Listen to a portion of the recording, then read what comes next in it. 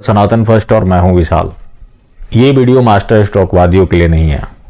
ये वीडियो ही क्यों, ये चैनल भी मास्टर स्ट्रोकवादियों के लिए नहीं है। जिस दिन ऐसा करना पड़ गया उस दिन इस प्लेटफॉर्म को छोड़ना मेरे लिए सबसे बड़ी खुशी की बात होगी, क्योंकि मास्टर स्ट्रोक एक गंदगी है। जिस घटना का मैं आपसे जिक्र करने जा रहा हूं, अब मास्टर स्ट्रोकवादी इसमें भी बोल पड़ेंगे कि संघ की रणनीति को समझना आम लोगों की बस की बात नहीं है। हालांकि ये न्यूज 2 साल पुरानी है, लेकिन इस न्यूज के ऊपर उस समय कोई चर्चा नहीं हुई। चर्चा करता कौन? मैं उस समय यूट्यूब पे था नहीं, और मास्टर स्ट्रोकवादियों की जितने घिनौने करतूते हैं उसको ढूंढ ढूंढ कर लाता कौन मेरे अलावा। अब जब मैं हूं तो जहां भी इनकी गंदगी दिखती है उसको पर्दाफाश करना मेरा दायित्व है। उसके लिए चैनल भी गंवाने पड़ते हैं। इससे पहले वाला संभवतः चला ही गया है, आ जाए तो अच्छी बात है। तो ये जो मास्टर स्ट्रोक है, ये है मौलाना मदनी और मोहन भागवत के बीच मुलाकात का। मोहन भागवत वही डीएनए एक्सपर्ट और मौलाना मदनी वही जिनका संगठन आतंकवादियों के लिए केस लड़ता है। उसके पीछे उनका तर्क होता है कि बेगुनाह लोगों को सरकार फंसा रही है। और ऐसा नहीं है कि जो लोग रिहा होते हैं वो बेकसूर होते हैं। बहुत ऐसे होते हैं जिसमें पुलिस की लापरवाही होती है, कई टेक्निकल एस्पेक्ट्स होते हैं जिसकी वजह से वो कई लोगों की जमानत कराने में सफल रहे हैं। इन दोनों लोगों की मुलाकात होती है, वो किस चीज को लेकर? कि हम भाईचारा कायम करेंगे। सोचिए कितनी बड़ी साजिश चल रही है। वो संगठन जो आतंकवादियों के लिए केस लड़ता है उसके साथ मिलकर मोहन भागवत शांति स्थापित करना चाहते हैं। क्या आतंकवादी जो रिहा होते हैं या जमानत पर बाहर आते हैं वो अमन व अमान के पैगाम देंगे? ये 2019 की मुलाकात है। क्या उसके बाद जमीयत उलमा हिंद ने यह सब कुछ करना छोड़ दिया?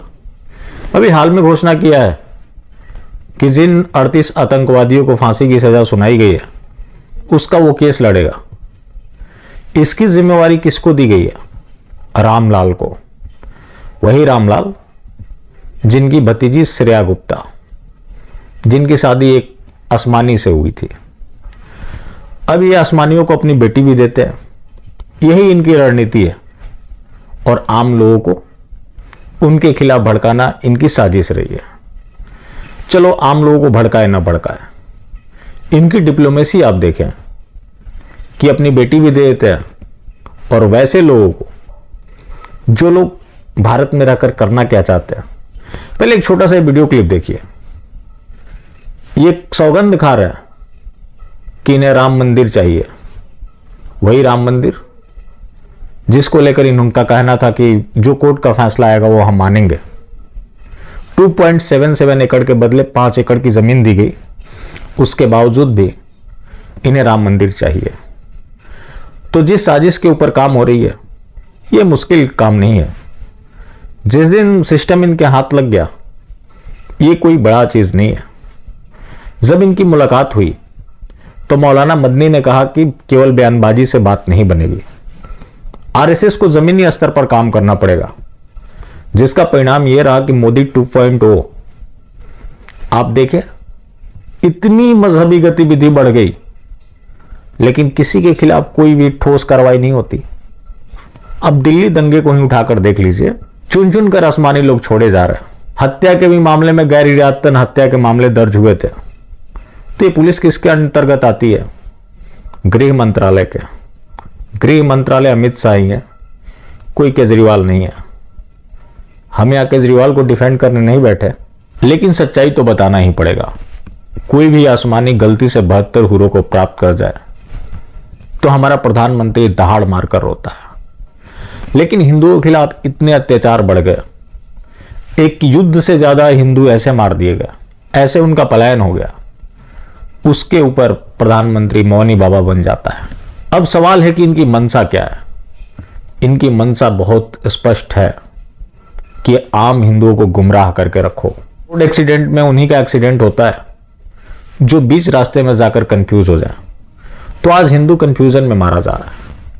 इसके बावजूद भी होगा कि हमारे पास विकल्प क्या है।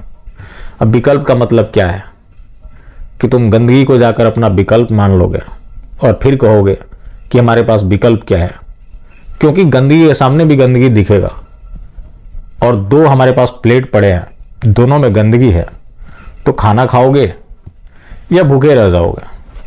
संभवतः भूखे रह जाओगे। लेकिन इस मामले में हमें वो वाली गंदगी नहीं, वो वाली गंदगी पसंद है। ये जो गैंग है जो टूट पड़ता है कि हमारे पास विकल्प क्या है। सोचिए कितनी खतरनाक साजिश चल रही है। ये लोग शांति स्थापित करना चाहते हैं। मोहन भागवत ने यहां तक बोल दिया कि हिंदुत्व का मतलब हिंदू मुस्लिम भाईचारा है, जो अरबों साल पुराना धर्म है। तब कोई मजहब नहीं था।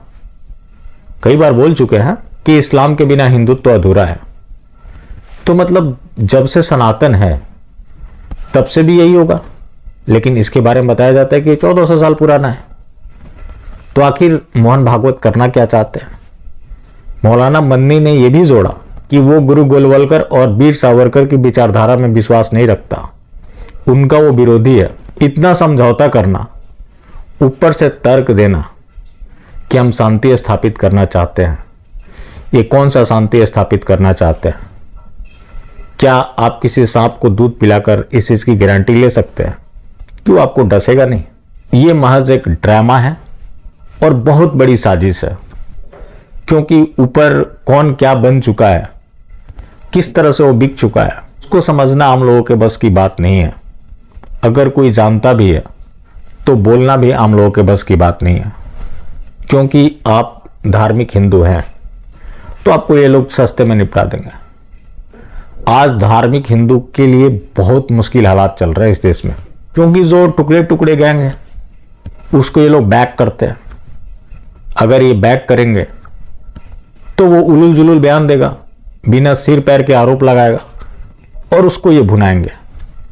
लेकिन आप धार्मिक हिंदू हैं, अगर आपने कहीं गलती से भी इनकी जड़ पर प्रहार कर दिया तो फिर ये लोग आपको खत्म कर देंगे। सोचिए कि इनकी कितनी बड़ी साजिश है और आज भी लोग इस इंतजार में बैठे हुए हैं। कुछ बड़ा होने वाला है, शायद वो बड़ा वही होने वाला है जिसको लेकर मैं पिछले 1 साल से बोलता आ रहा हूं कि इनके हिंदुत्व का भविष्य गोल टोपी है।